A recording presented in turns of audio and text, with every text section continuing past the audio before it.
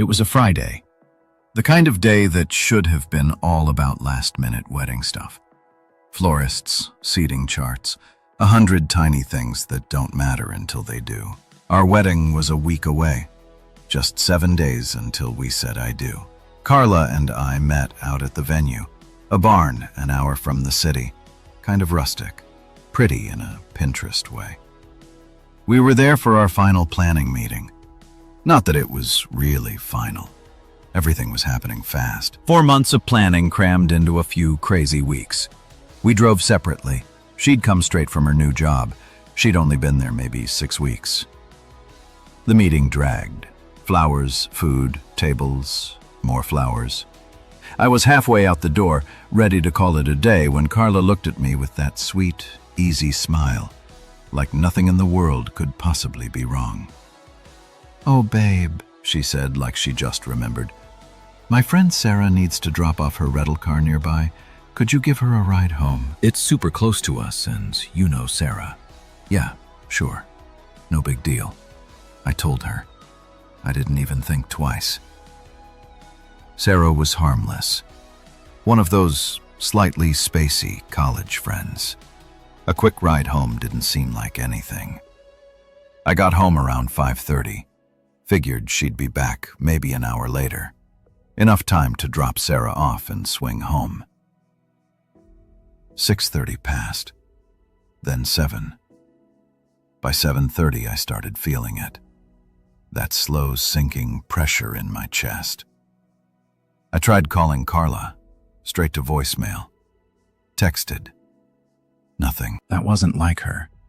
She's usually glued to her phone like it's a lifeline.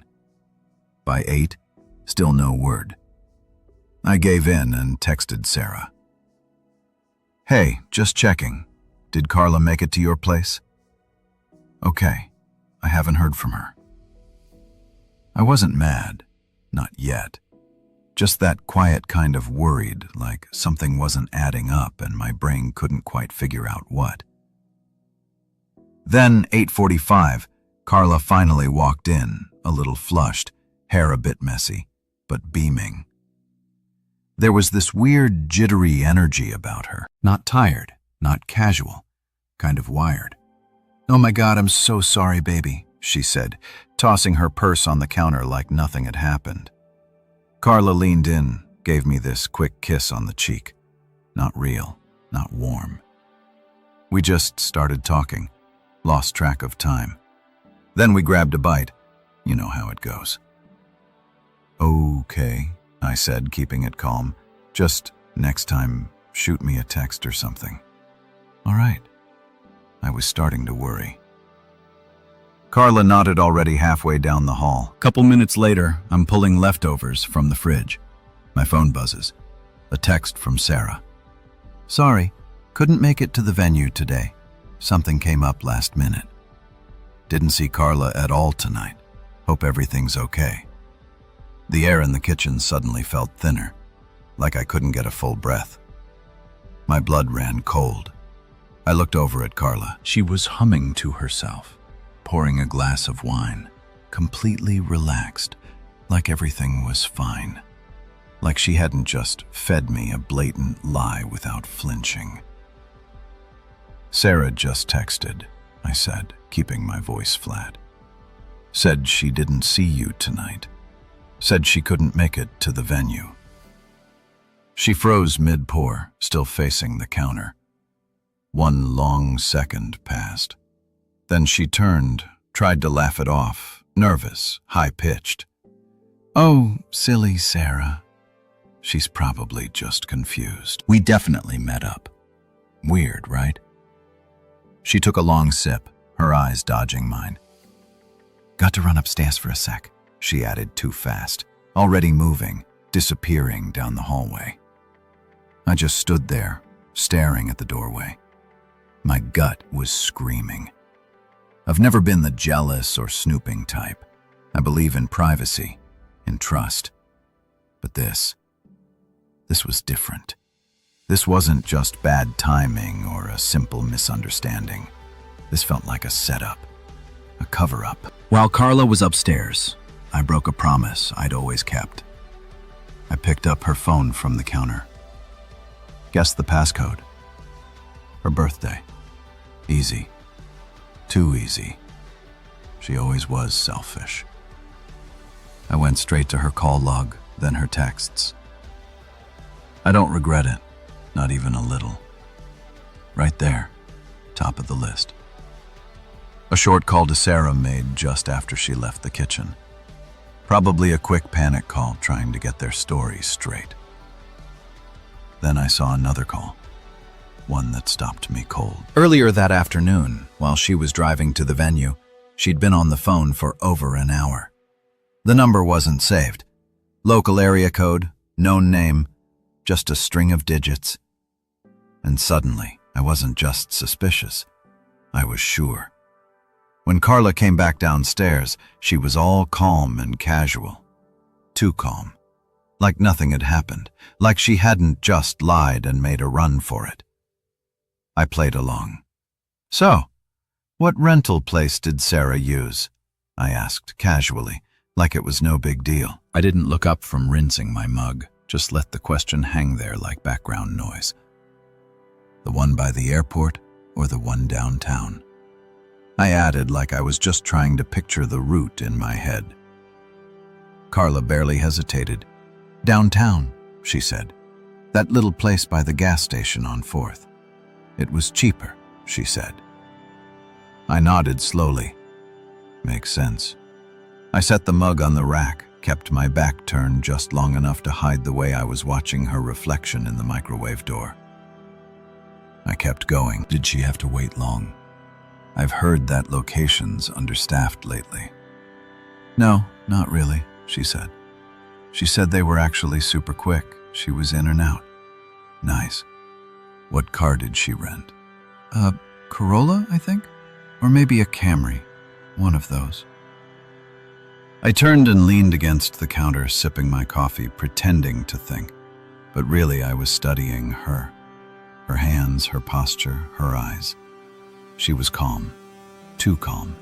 Not a single pause, not a single or stutter. Just smooth, confident answers, one after the other. They were the kind of answers that come rehearsed. And yet, a tiny part of me, buried somewhere beneath the creeping certainty, wanted to believe her. I wanted to believe that Sarah was confused, that I was stressed and imagining things, that this was just a bump, a misread, nothing more. But the part of me that had picked up her phone the night before, the part that had seen the call log, seen the lies stack up in real time, that part was wide awake, watching, taking notes, waiting for her to slip. And the truth was, she wasn't slipping. Not yet. She was hitting every mark like someone who had something to hide and had studied hard to keep it hidden. And for a second, I let myself question everything. Maybe I was being paranoid. Maybe Sarah just had her nights mixed up. Maybe that unknown number was some boring work call Carla forgot to mention. I told myself to let it go. Sleep on it. But when morning came, the doubt was gone. What was left was a heavy, settled certainty. She was lying about something big. Over coffee, I kept it light. No heat, just curiosity. "Hey," I said, not looking up from my mug. "About yesterday. If you can show me the text from Sarah asking for that pickup, I'll back off completely." "My bad, just been stressed, wedding and all." She didn't even blink, just looked up from her phone, dead serious. "No," she said flat. "I don't need to prove anything to you. You either trust me or you don't." "All right, different angle. When I saw you yesterday on the way to the venue, you were on the phone. Long call. Who was that?" I caught something in her face, a flicker, maybe panic. She covered it fast. "Oh, that was Sarah," she said. "We were just lining up the pickup time." Wrong move. She'd already claimed they met up later. She forgot her own lie. "That's funny," I said quietly. My voice had changed now, lower, sharper. "Because I looked at your call history last night." That wasn't Sarah. And just like that, the color drained from her face. You went through my phone? She hissed, voice laced with poison. How dare you? How dare I? I snapped back, that last bit of patience cracking in my chest. You lie to my face more than once, and I'm the problem for trying to figure out the truth. I took a breath, didn't yell, just stared at her. So tell me, Carla, who were you really talking to? Cornered, Carla changed her story again, faster this time. Okay, fine. It was a coworker, Michael, from the new job. We needed to discuss a difficult patient case. Confidential. Couldn't talk about it over the phone. A coworker, Michael. Something about the name, the way she said it, felt significant. And you had to meet him in person halfway to our wedding venue for an hour to discuss this confidential case that couldn't be handled over the phone. The day before your supposed girls' weekend, the holes in her story were getting bigger, sloppier. What kind of techniques did you need to show him in person? Exactly. It couldn't be described verbally or, God forbid, demonstrated at the actual workplace during working hours. I don't have to explain myself to you, she snapped, her voice rising. You're being paranoid and controlling. Am I? I pressed relentless now. Or are you having an affair? Is that it? Do you even want to get married next week? Or is this whole thing a sham? We never lie to each other. That had been our mantra, our foundation. A foundation now crumbling to dust beneath my feet. Let me see the text with Michael then. If it's just work, just a patient case, there's nothing to hide, right? She refused, adamantly. For nearly half an hour we argued, her voice escalating into accusations, me pushing, probing, demanding. My supposed flaws were paraded. I work too much. I don't spend enough quality time with her. I don't listen. I'm not emotionally available. Carla stood across from me, arms crossed, defensive as heck. Her eyes flicked toward her phone on the counter, then back to me. You keep pushing, she said, voice rising. Fine. You want the truth? I didn't say anything. I didn't need to. She exhaled, eyes glassy now. Yes. Okay, it happened. Michael and I, we were together once. That's it. She said it like she was doing me a favor, like ripping off a Band-Aid. It was a mistake. Okay, she rushed on. I was confused. He showed up at work out of nowhere and it caught me off guard. It brought back things. But I told him yesterday it's over. I met with him just to say that, I swear. I stood still, jaw tight, staring at her. Austin, please, she said, stepping forward. It was one stupid emotional mistake. It's not who I am. I was scared, but I want us. I want this wedding. I shook my head once, just once, slow. You had every chance to tell me, I said, voice low. To be honest, you lied over and over. I didn't know how to. No, I cut her off. You knew.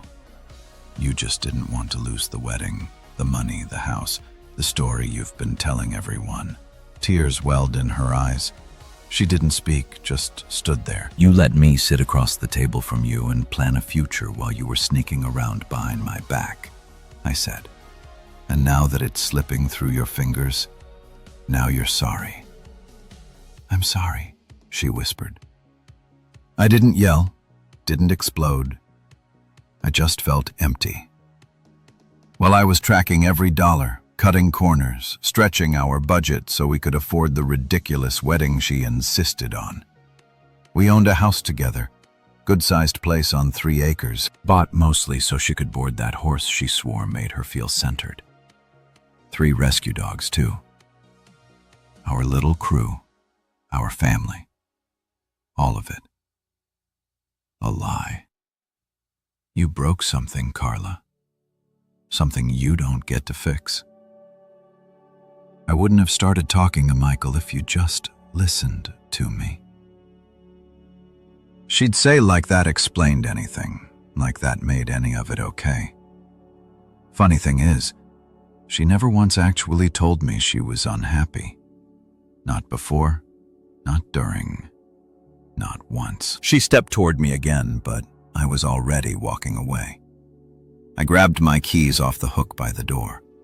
"Austin, don't," she pleaded. "Please, we can get through this." I paused in the doorway, looked at her one last time. We had 7 years, 3 dogs, a home. I thought we were building something real. I swallowed hard. Turns out it was just me holding it together, and I left. I texted Keith on the way out. Just one word. Coming. 15 minutes later, I was crashing on his couch with a beer in my hand and too many thoughts in my head. He didn't ask questions right away, just gave me space like he always did. Keith and I went way back. High school, then roommates for a couple years after college. The kind of guy who said more with silence than most people did with a speech. He worked in it, hated drama, and had this weird talent for fixing everything except his own love life. When I walked through his door, he just nodded once, pointed to the fridge, and let me fall apart in peace. I didn't speak for a while, just sat there in the quiet, the soft buzz of the kitchen light, and the occasional creak of the old couch filling the space between us. Keith looked over, no surprise on his face. Just that slow, quiet kind of understanding that only real friends offer. "Want to talk about it now or later?" he asked. I shook my head. "Tomorrow." "Beer's cold, blankets on the back of the couch," he said, getting up. "Bathroom still doesn't lock right, you remember." I gave a tired half smile. "Thanks, man." He disappeared down the hallway without another word, and I sat there in the dark, beer going warm in my hands, staring at nothing, trying to figure out what the heck came next. The next morning, just after 9 o'clock, I called Sarah. I didn't want to get into everything over the phone. I just said, "Hey, can we meet somewhere quiet? I need to ask you something face to face." She hesitated, then said, "Okay, the park by Main Street." I got there early and waited by the pond, hands in my jacket pockets. It was one of those cool gray mornings where everything feels heavier than it should. Sarah showed up a few minutes later, looking unsure, like she already knew something was wrong. "Hey," I said, nodding. "Hey," she replied quietly. "Well, what's going on?" I got straight to it. "I just need you to be honest with me. No pressure and no drama, just the truth." She looked at me carefully, her eyes tightening a little. "Okay, Friday night," I said. "You didn't see Carla, right?" Sarah shook her head slowly. "I like you, Austin. You're a good guy. I don't want to lie to you. I haven't seen Carla in weeks." I didn't say anything, just let the silence hang between us while people jogged past and ducks paddled lazily by the edge of the water. "Just tell me the truth," I said finally. Sarah nodded slowly. "Okay. Well, yeah. I don't know all the details, but a few weeks ago, she mentioned someone from her past, some old boyfriend. Said it was unexpected and complicated. I thought she was just being dramatic. I didn't say a word, just waited. She didn't go into detail, but I remember the look in her eyes. It was like she was somewhere else. She even joked, said, "Damn, maybe the universe was giving her a second chance." "Did she say a name?" I asked, though I already knew. Sarah hesitated. "Michael, I think I only heard it once." There it was. She changed after that. Sarah continued. Started flaking on plans, getting defensive when I asked about work. And then that night when she used my name. That's what really got me. She could have just said she was out, but dragging me into it like that. It felt wrong. I nodded slowly, feeling it all settle in my chest like cement. She lied to me, I said quietly. Used you as cover. Sarah looked truly sorry. Yeah, and I didn't know until you called. I never agreed to that. If I had, I would have said no. I looked at her for a moment, grateful and angry at the same time. Not at her, just at everything. Thanks for being straight with me, I said. I'm sorry, Austin, she said again. For what it's worth, I really hope you're okay. I will be, I said eventually. We stood there for a few more seconds, then went our separate ways. That evening, back on Keith's couch, I finally spoke. She cheated on me, I said quietly, staring at the half-empty bottle in front of me. With some guy from her past, Michael. Keith didn't flinch. He just nodded slowly, letting me talk. She told me it was just once, that she met up with him to end it. I paused, but I don't buy it, not for a second. Keith leaned forward, elbows on his knees. You think it's still going on? I know it is, I said. She's lying through her teeth, and I want to catch her. Not to yell, not to confront her.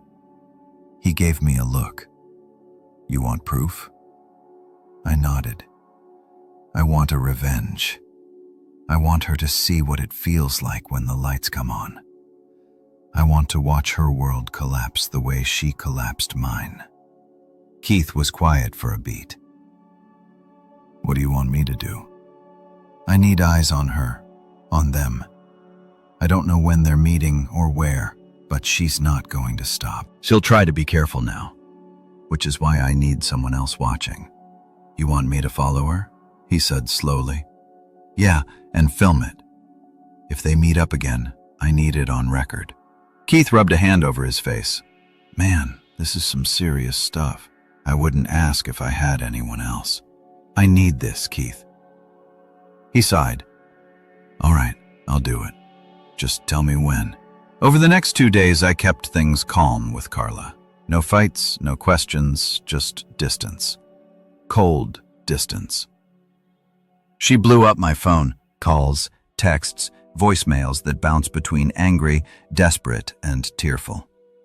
What's about us? What's about our wedding? I didn't answer, not once. But late Wednesday night, I finally picked up. Hey, I said flatly. There was a beat of silence on the other end, like she wasn't sure it was really me. Then came her voice, small and breathless. Austin, thank God. Can we talk, please? I don't care when or where, I need to talk. I paused for a fact, then said, tomorrow night, your place. Make it calm. Okay, she whispered. Okay, I'll be ready. What she didn't know was that while she was prepping her apology, Keith was already playing shadow. He'd borrowed a coworker's car, swapped jackets, even trimmed his beard. I gave him Carla's weekly routine, or at least what she told me it was, and he started tracking her movements. He didn't have to wait long. Thursday afternoon, just hours before our talk, I got the message. They're together. Got them walking into a motel on 12th. Got video. I'll send when I'm clear. I didn't even flinch. I had already braced for it. The pain had passed. What was left now was cold, clear focus. The kind you feel right before a kill shot. That night, Carla made dinner. Candle-lit cheap wine. Like she was trying to turn the clock back a year, pretending nothing had happened. She sat across from me, nervous, trying to hold it together. I want us back, she said. I know I messed up, I meant what I said. It's over with him. Yeah, I asked, voice flat, eyes on hers. She nodded hard. I blocked his number, deleted everything. I swear on my life. I was confused and I acted stupid, but I know where I belong. I know who I love. I didn't look away. So there's nothing between you and Michael anymore. Nothing, she said firm. It was a one-time thing. I ended it. That's the truth. I let silence stretch. Then I said, okay. Her eyes widened slightly. Okay. I nodded. Let's do it. Let's go through with the wedding. Tears filled her eyes. Relief, gratitude, whatever it wasn't real. She reached across the table and grabbed my hand. Thank you, she whispered. I promise I'll make it right. I smiled gently, but inside, something cold was shifting into place. Because what she didn't know is that I already had the footage. I already had the plan. And I was going to make sure that when her big moment came, white dress, music, everyone she ever cared about in one place, she'd get exactly what she deserved. Publicly, completely final. Saturday, the wedding day. Sun shining, birds chirping, all the usual cliches laid out like set dressing for a play I no longer believed in. I stood at the altar in a rented tux that fit too well for a man about to detonate his own wedding. Smiling just enough, nervous just enough. A perfectly convincing groom. Carla's side of the church was packed. Family, childhood friends, co-workers from the new job smiling wide. And among them, Michael sitting 2 rows back in a dark gray suit. Expression unreadable, like this was just another meeting on his schedule.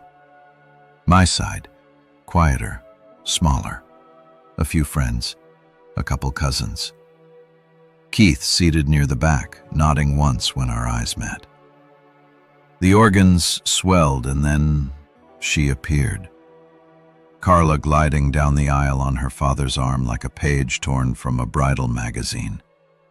White lace veiled just right. A smile so perfectly shaped it could have fooled a stranger, but not me. We met at the altar. She looked at me like she was already imagining the photos, the applause, the honeymoon. I just stared back. The minister began. We stood. We smiled. We played our parts. She said her vows first. Her voice was clear, steady, overflowing with pretend sincerity. Then came my turn. I took a breath, not because I needed it, but because I wanted that second of quiet. Then I looked into her eyes I used to trust, and I began. I, Austin, I said, my voice carrying easily through the hush. Thought I understood love. Thought I understood trust. Thought I understood the woman standing across from me. I paused. People shifted in their seats.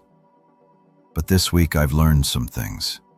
And before we continue with these traditional vows, I think it's only fair that we share a bit of truth, especially with Carla's family. I reached into my jacket, not a ring, my phone, and a small Bluetooth speaker. Carla's smile faltered. Let's all listen to what the bride-to-be had to say, I said. I hit play. Her voice exploded into the church, clear, cocky. Cruel. He doesn't have a clue, Carla's voice continued. I just need to get through this wedding, lock down the house, the image. Then we'll figure the rest out. Gasps, whispers, heads turning. She said that 2 days ago. I told them, in a motel parking lot with him. All eyes turned toward Michael. Someone in the back stood up, Carla's cousin maybe, pointing. Is that him? Michael stood, or tried to. The eyes on him burned like spotlights. Carla. She stood frozen, eyes locked on mine, mouth open but no sound.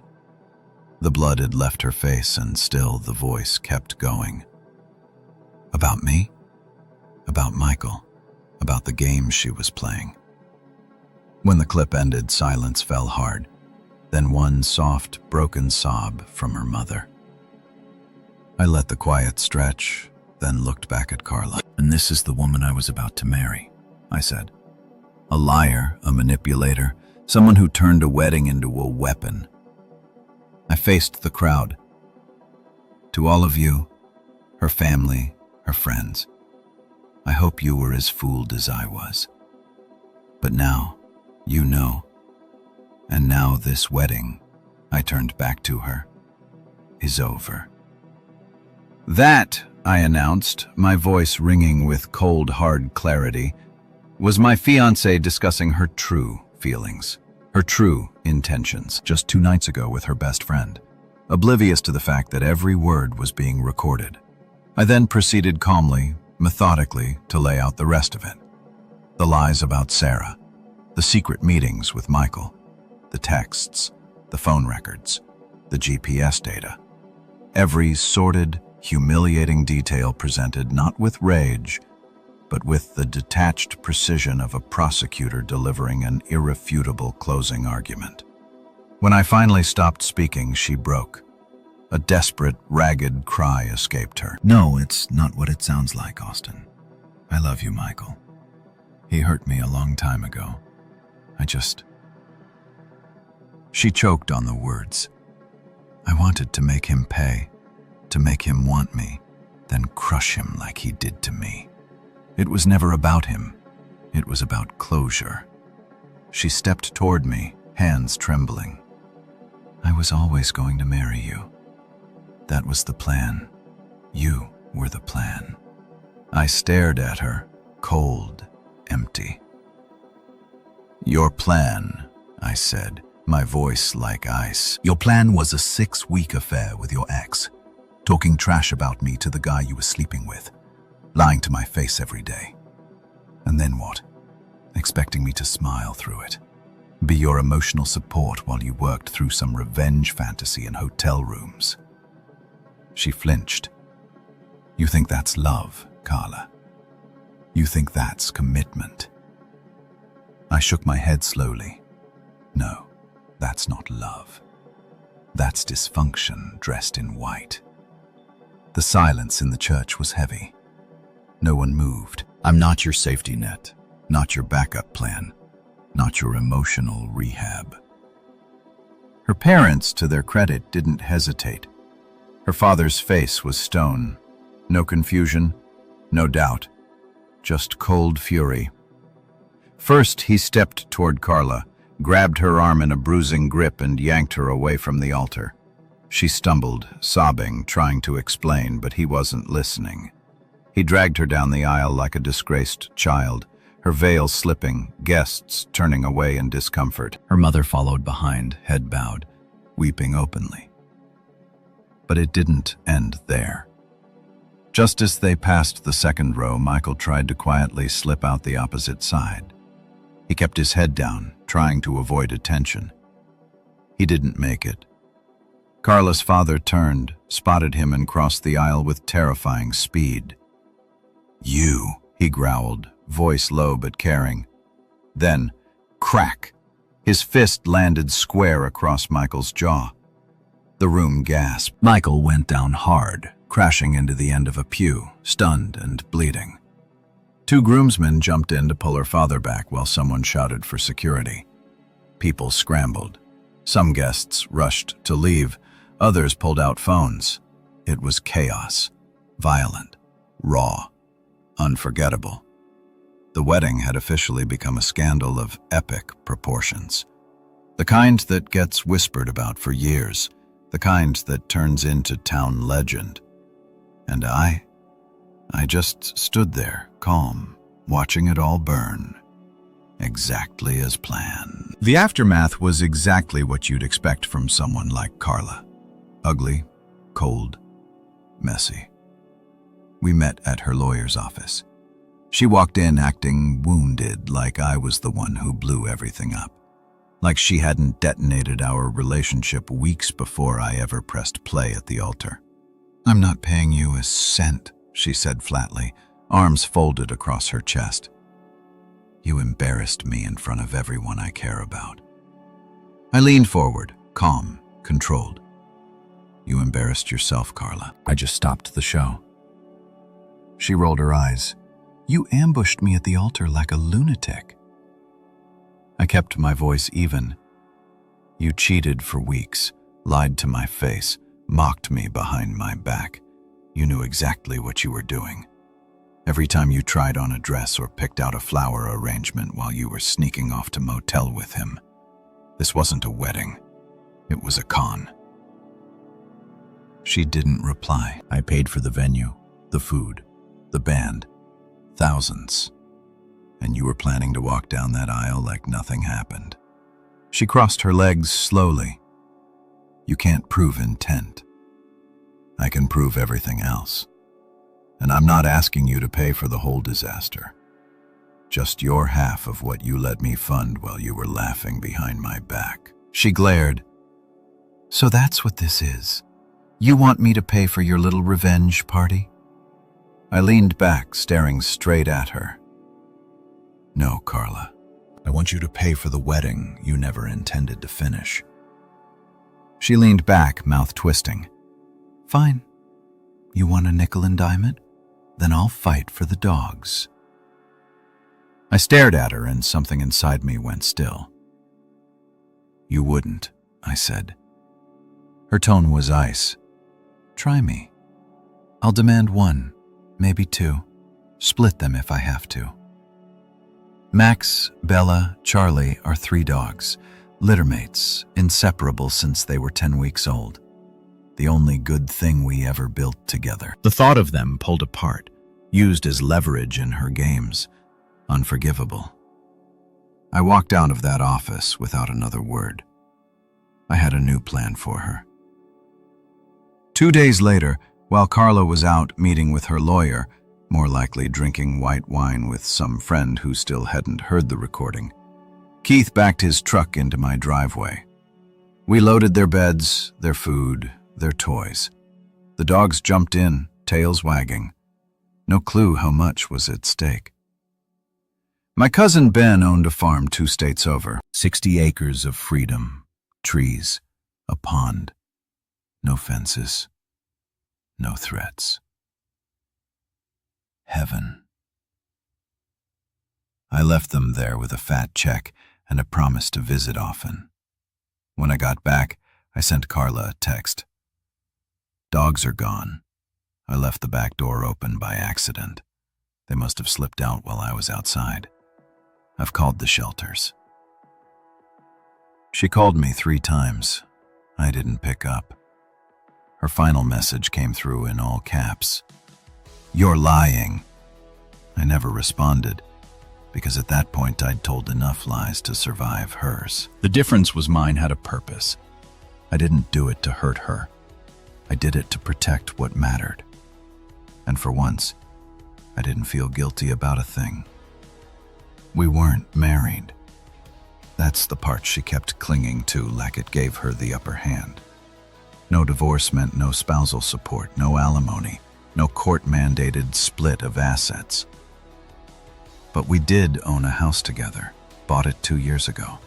Joint mortgage, both names on the deed. And I had the receipts, literal and metaphorical, for every dime I poured into our wedding that wasn't.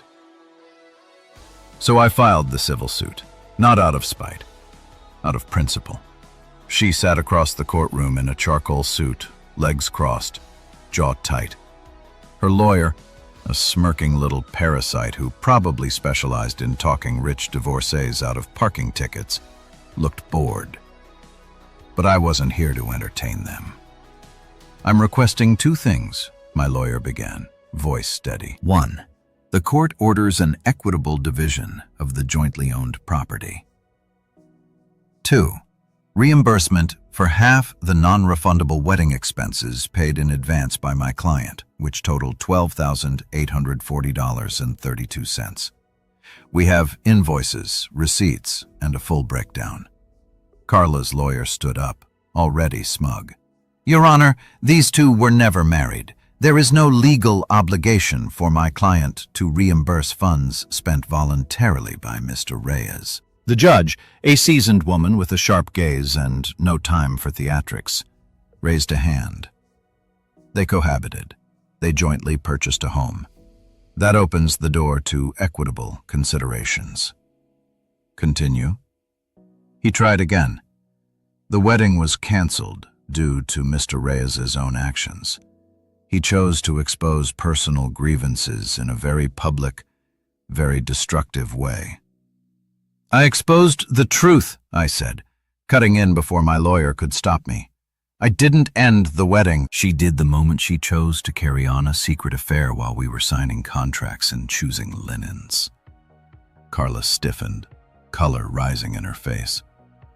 The judge nodded. You'll have your turn, Mr. Reyes, but your point is noted. My lawyer slid forward a folder. We also submit evidence of a joint email chain confirming both parties agreed to share wedding costs equally. All deposits were paid from Mr. Reyes's personal accounts. The judge glanced through the file, then looked up. Miss Jensen, she said, addressing Carla. Did you or did you not agree to share financial responsibility for the event? Carla cleared her throat. We discussed it, but no formal agreement was signed. Yet you participated in vendor meetings, signed off on service contracts, and enjoyed full knowledge of the expenses. Yes. Very well, the judge said. As for the house, this court will order it to be sold. Profits are to be split equally after paying off the mortgage and relevant costs. Mr. Reyes will receive documented reimbursement for the wedding expenses. This court considers those funds recoverable under implied contract. Her lawyer leaned in, whispering. She didn't move. The judge's gavel hit once. That was it. 12 minutes after it started, it was done. She didn't even look at me as she walked out. Head high, back stiff, her lawyer following behind, already on the phone. I watched her go. And just like that, no vows, no ring, no more lies. She was out of my life. Thanks, God.